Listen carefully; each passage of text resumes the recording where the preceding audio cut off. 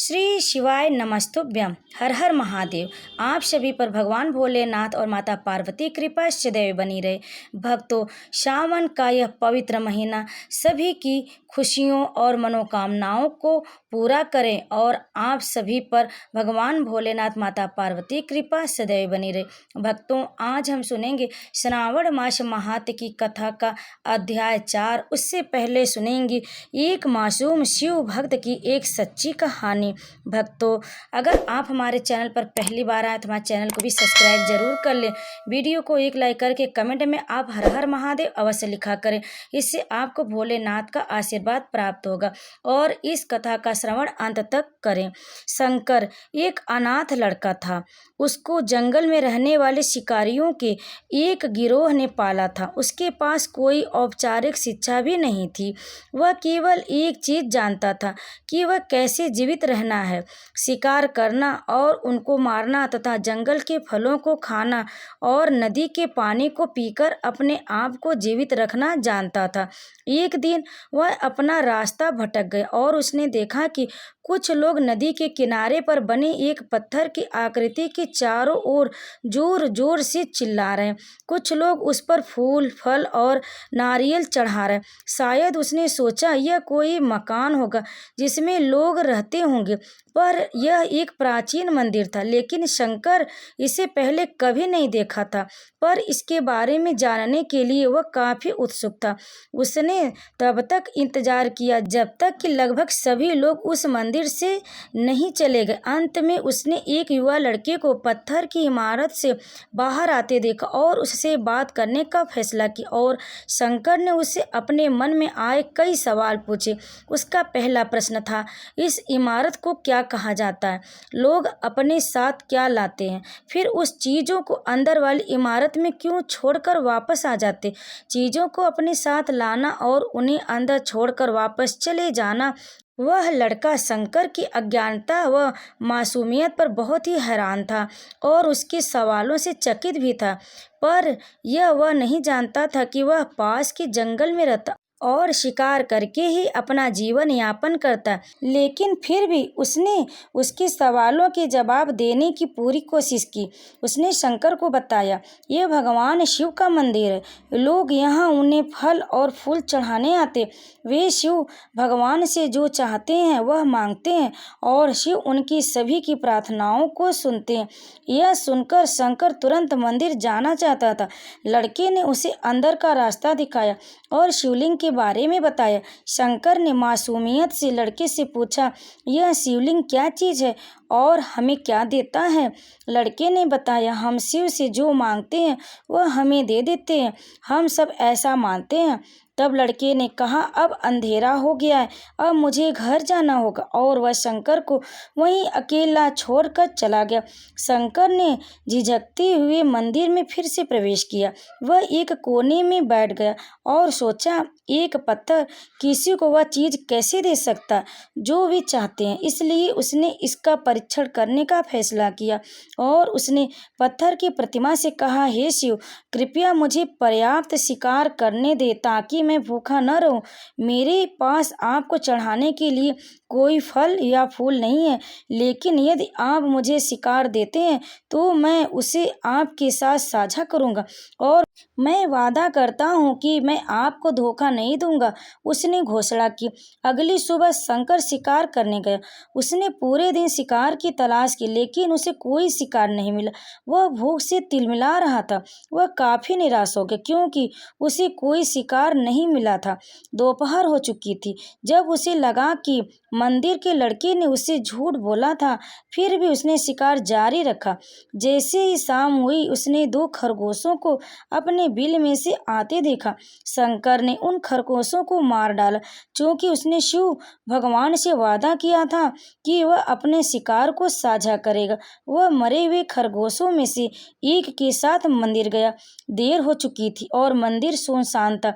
शंकर ने मंदिर में प्रवेश किया और जोर से कहा, कृपया आओ और अपना हिस्सा ले लो प्रभु, आपके लिए मैं लाया हूँ।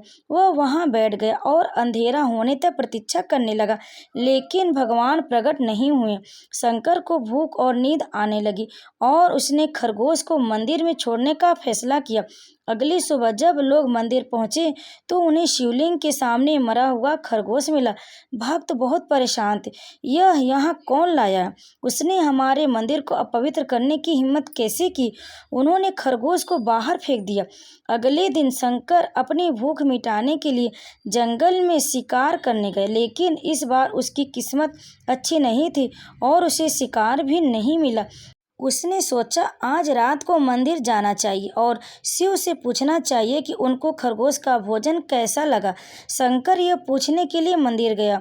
जब वो मंदिर पूछा तो उसके आश्चर्य का कोई ठिकाना न रहा। उस रात मंदिर में लोगों की काफ़ी भीड़ थी। शिवरात्रि की रात थी, लेकिन अबोध शिकारी लड़के को इस बारे में कुछ भी नहीं पता था। शंकर ने चारों ओर देखा और उस युवा लड़के को देखा जिसने उसको मंदिर के अंदर शिव से प्रार्थना करने के लिए कहा था। चूंकि उसे इतने सारे लोगों के आसपास रहने की आदत नहीं थी, उसने वहीं रुकने का फैसला किया और पास के एक बेल के पेड़ पर चढ़ गया।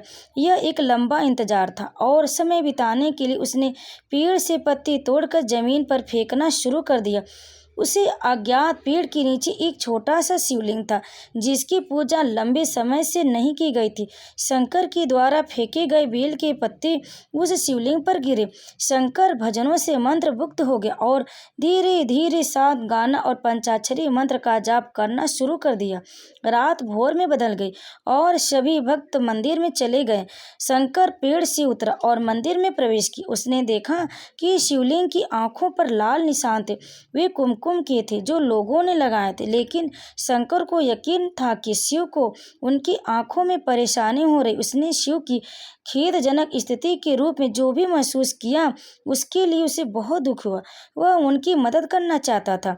उसने सोचा शिव यहाँ अकेले रहते और बीमार होने पर उनकी देखभाल करने वाला कोई नहीं है। जब तक भक्त उनसे मिलने नहीं आते उन्हें भोजन भी नहीं मिलता। शंकर ने एक रात पहले भक्तों को शिवलिंग पर जल चढ़ाते देखा था, परंतु प्रभु को ठंड लग रही होगी, शायद वे कांप रहे होंगे। उसने सोचा आखिरकार वे केवल पत्तियों से ही ढके हुए हैं। तो उसने शिव से पूछा, मेरे स्वामी, मैं आपकी क्या मदद कर सकता हूँ? शायद कुछ खाना या दवा। मैं आपकी सेवा कैसे कर सकता हूँ? शिव ने उसे कोई उत्तर नहीं दिया। शंकर ने सोचा भगवान वास्तव में बहुत बीमार, क्योंकि अब वह उत्तर देने में भी असमर्थ है। वह तुरंत जंगल में गया, कुछ औषधियाँ जड़ी बूटियों को लाया और लाल निशान पर उनका लेप लगाया, लेकिन कुछ नहीं हुआ। उसने कहा, लगता है कि ये अंधे हो गए। मुझे प्रभु को अपनी एक आंख देनी चाहिए ताकि वह ठीक हो जाए। यह निश्चित रूप से उन्हें खुश कर देगा। उसका दिल पवित्र था और उसने वहां शिव के हाथ में रखी त्रिशूल को उठाया और त्रिशूल को अपनी दाहिनी आंख की ओर ले गया और अपनी आंख को निकालने का प्रयत्न किया। शंकर अनपढ़ था, उसे मंत्रों या पूजा के उचित तरीकों का कोई ज्ञान नहीं था, लेकिन उसकी भक्ति की कोई सीमा नहीं थी। जैसे ही वह अपनी आंख निकालने वाला था, शिव अपनी पत्नी पार्वती के साथ प्रकट हुए। उन्होंने पार्वती से कहा, इस भक्त शंकर ने अनजाने में शिवरात्रि पर उपवास किया, बेल के पत्तों से मेरी पूजा की और साबित किया कि उनका दिल बेदाग व पवित्र है। मैं अपने इस भक्त पर काफ़ी प्रसन्न हूँ। शिव भगवान ने शंकर से कहा, तुमने मुझे अपनी मासूमियत के कारण जीत लिया। प्रभु ने मुस्कुराते हुए कहा, लोग मुझसे हर समय झूठे वादे करते रहते हैं और कुछ न कुछ मुझसे मांगते रहते हैं, पर जैसे ही उन्हें मुझसे मांगी चीज मिल जाती है तो वे मुझे भूल जाते हैं। दूसरी ओर तुमने मेरे साथ एक सच्चे इंसान की तरह व्यवहार किया और यह वास्तव में बहुत ही दुर्लभ है। अब से तुम मेरे इस संसार में सबसे बड़े भक्त माने जाओगे और तुम्हारा नाम मेरे साथ सदा जुड़ा रहेगा। तुम कई सदियों तक जीवित रहोगे। इस बात को कहकर भगवान शिव और माँ पार्वती अंतर ध्यान हो गए। तभी से लोग शिव के साथ शंकर भी लगाने लगे। जय शिव शंकर। प्रेम से बोलिए भगवान भोलेनाथ और माता पार्वती की जय। भक्तों, अगर आपको यह कहानी अच्छी लगी तो वीडियो को लाइक जरूर करें।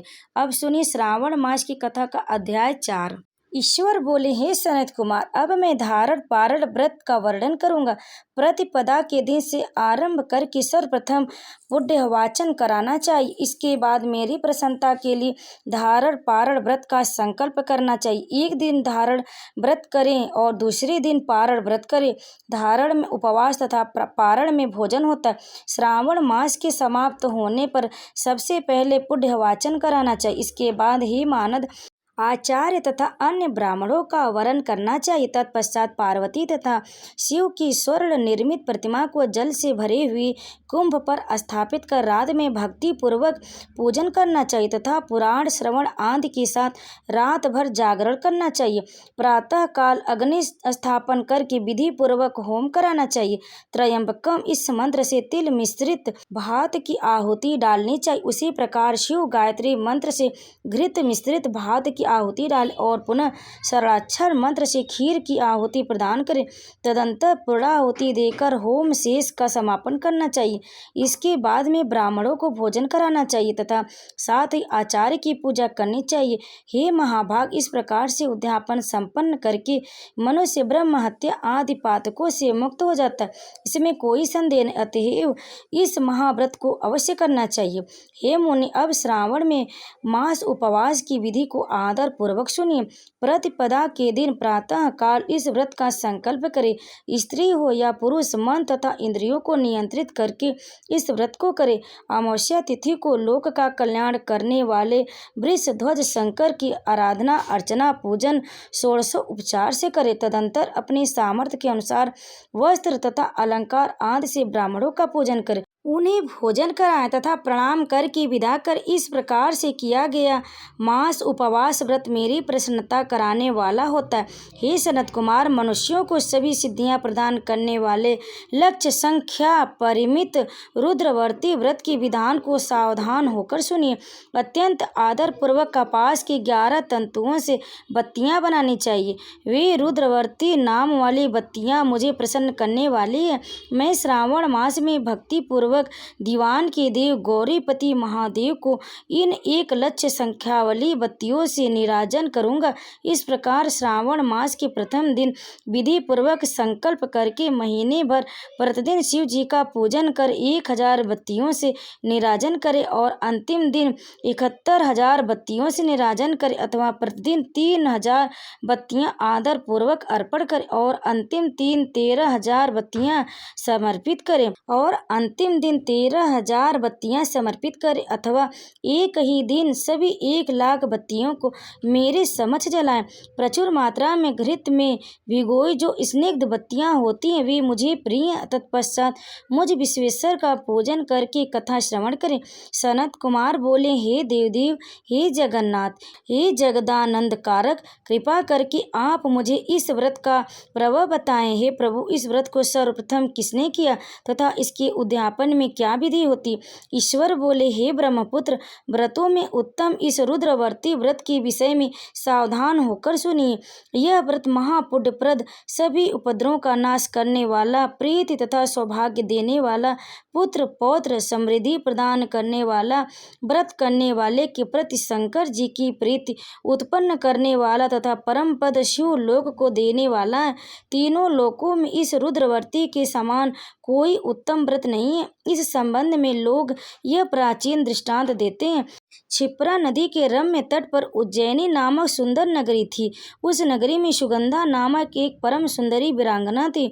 उसने अपने साथ संसर्ग के लिए अत्यंत दुस्सह शुक्ल निश्चित किया।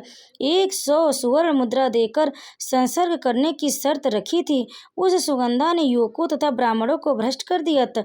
उसने राजाओं तथा राजकुमारों को नग्न करके उनके आभूषण आदि लेकर उनका बहुत तिरस्कार किया था। इस प्रकार उस सुगंधा ने बहुत लोगों को लूटा था। उसके शरीर की सुगंध से कोस भर का स्थान सुगंधित रहता था। वह पृथ्वी तल पर रूप लावण्य और क्रांति की मानव निवास स्थली थी। वह 6 रागों और 36 रागिनियों के गायन में तथा उनके अन्य बहुत से भेदों की भी गायन क्रिया में अत्यंत कुशल थी।